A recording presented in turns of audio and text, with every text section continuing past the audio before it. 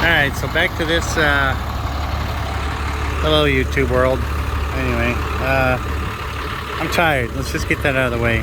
So, this thing kept trying to make me say uncle all damn day. But, yeah, I'm not gonna say uncle. Yeah, let me catch my breath. I'm old. Anyway, check it out. So, hey, it's running. That's really good. Started this morning probably around 10 a.m. Replaced all the fuel lines. The half-inch in, 3/8 return. They were trash. You can see them laying all over the ground. They're the original from 1991. And anyway, of course, there was a lot of air in the line. And yeah, they didn't want to run if it's got air in the lines. It says, screw you. That's what it says. What's fun about that is that you'll bleed it and some more air will come. It took me 4 or 5 times cracking the injectors, getting the air out of the system, getting the air between the lift pump. It's a mechanical lift pump. It's a 592 valve, 91 model. And kept bleeding it, getting air out. What I did is a friend of mine recommended, he said, hey, that hand pump will kill you. Hey, he's not joking. I did at least 50, 60 times. It said, yeah, whatever. So what I did, he said, you need to run an air hose to the tank. So what I did is I put this, I set it about 50 PSI. I know that's a little high, you know. I think the PSI on that lift pump is, hell, I don't know, 20, 30 PSI. Some crap, minimum 19. I don't know, man. Who knows, right? But that's probably about what you're looking at on the flip side of that lift pump going to the injector pump. So the injector pump can pull it if your lift pump's dead, but anyway, I hope that's not the case. I need to put a gauge on it to know for sure. So anyway, I ran this hose over here, just took the end off. You can see I shoved it in there with the rag. Hopefully I can get the rag out. There we go. Just left this end open. You know, I was like, how the hell am I going to sit there and squeeze it and do all that jazz? So the hell with it. But hey, it worked, you know, so that's what matters. You know, you're out here in the country, you're by yourself, maybe you're in the city, I don't care where you're at, but when you're stuck, you're stuck. You might as well be on the damn moon. This is what I got going on over here. I had to jump start it. I know that's not the appropriate battery. Yeah, that's a car battery, you know. But I tell you what, that little bad dude, the original battery was about 1300 cranking amps. This one's about 650. But I tell you what, it's a bad dude. And from Walmart for 60 bucks, it's got my vote. Really, you want that extra capacity to run those AC units. You got to have a good set of jumper cables. You can't have no piece of crap convenience store garbage. You got to have those Walmart, those good ones, those $40 ones. I know it's Walmart, Wally World, whatever, but they do got some good stuff. Man, they got a lot of crap too. So yeah, I tell you what, I wanted to give up. I wanted to give up about 100 times. I didn't. I just kept telling myself it'd be more rewarding if I didn't give up. And it'd save me a lot of money instead of paying somebody to come out here and work on this damn thing. Sounds good, you know. A little 5.9. I got all the lines tightened up. So basically, you're not gonna be able to hear a damn thing that I'm saying, but I'm gonna try. I know this is ridiculous. All right, the whole thing's ridiculous, so it's right on track. All right, so you got your inlet down over here. Ah, shit, I got a bad gasket leaking right there. I'm gonna try to tighten that up, but I'm pretty sure it's gonna leak or break, so hopefully I don't break it.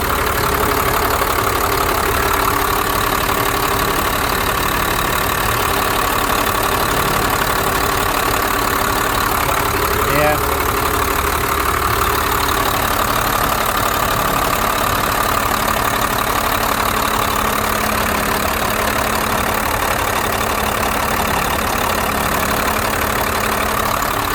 Yeah, you can see it's still trying to leak. I need to go ahead and invest that 10 cents on that washer and replace that washer.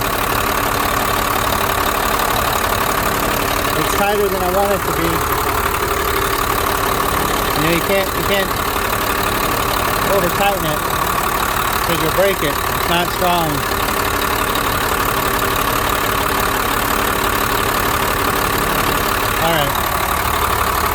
Alright, so anyway, let's keep yakking. Go down there. Ah, shit. I need to tighten that line. I loosened it up and I forgot. I can see it leaking.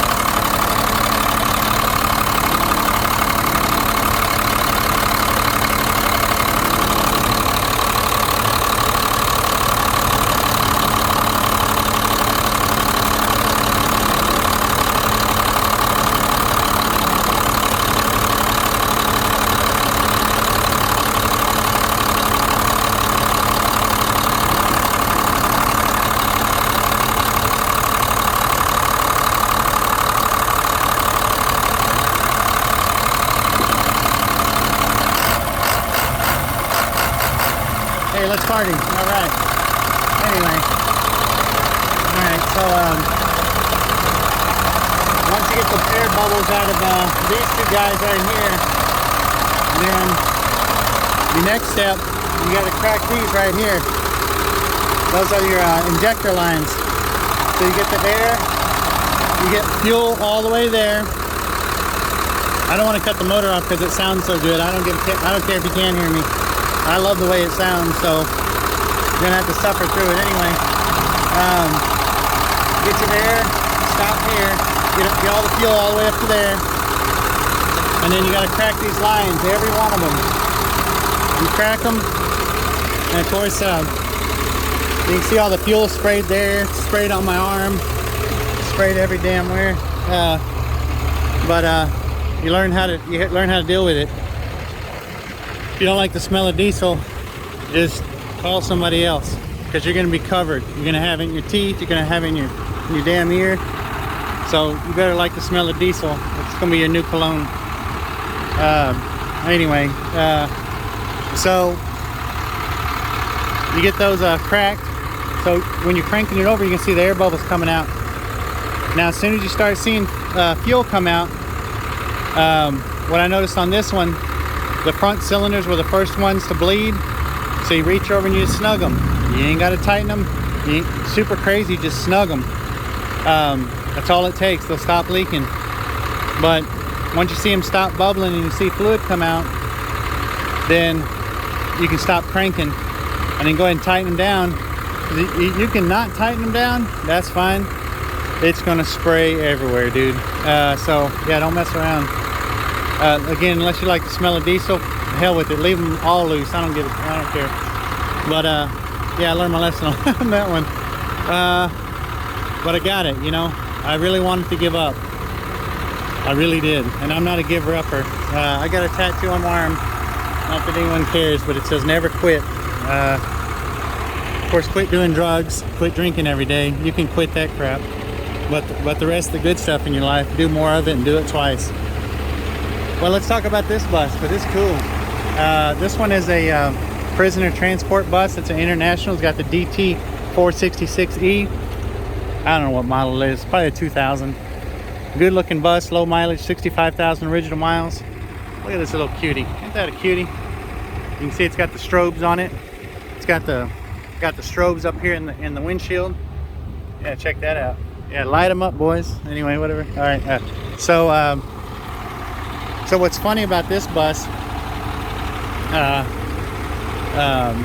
let's check out the inside. It's cool. Look how clean it is, man. It's beautiful. I tell you what, you drive this thing, you'll throw rocks at other buses. Look at that. You got your camera. See what's going on behind you. Got your radio. You can rock your socks off. Got your little mic hanging there. You can yell at people walking down the road. Hey, you son of a...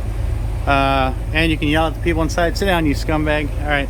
And then you got your air horn. Light them up. You know, someone does something crazy in traffic, you can get them straightened out. Got you a fan. Got you an armrest. Got you a cup holder with an American flag. Man, you can't go wrong with that. You're driving down the road, you don't think that's a big deal? All right, you get your head across country and you don't have a cup holder. I tell you what, it's annoying as shit. Oh, excuse me. I try not to cuss in these videos, just in case some kids are watching. Let's see, what else? My wife's texting me. I was reading my phone. It's got that good transmission. I don't know what it is. It's a good one. I don't know what the hell it is. Here's the guard seats. Got cold AC blowing on you. Oh man, you can fall asleep in this damn thing. It's got these nice bench seats so you can look at the other scumbag when you're riding. And then back here is for your it separates the women. Usually it's going to be women or high profile gang leaders, you know, kingpins, or I don't know what the hell, not kingpins, shot caller, or, you know, whatever. People that can't play nice with other people for whatever reason. But yeah, look how clean this thing. This thing's beautiful. It's a rear engine, so it's nice and quiet inside. Real nice. Got the nice flat floor. Anyway, I didn't really start this video to tell you about this bus, but this one's cool. I got it out of Kentucky. I like it. Drove nice, no problems. Man, just a good solid bus. I love these LED lights. This is cool. Another American flag. All right. So anyway, so hopefully you learn a little bit about that 592 valve, the bleeding procedure. I know you probably couldn't hear a damn thing I was saying. Like I said, I was so excited because it was actually running. So anyway, I guess I'm gonna cut the video. Here's some more prison buses. I don't know if I did a video on that or not. I need to. This was in the movie, a series HBO. What's that series? Love and Death. So it's a cool bus too, man. I really like it. I got it out of Florida. Pretty cool. HBO repainted it for free for me. I can't bitch about that. I did a video on this one. This one's at MCI, another inmate bus. I like inmate buses. If you didn't know. Oh, what I was going to tell you about this one.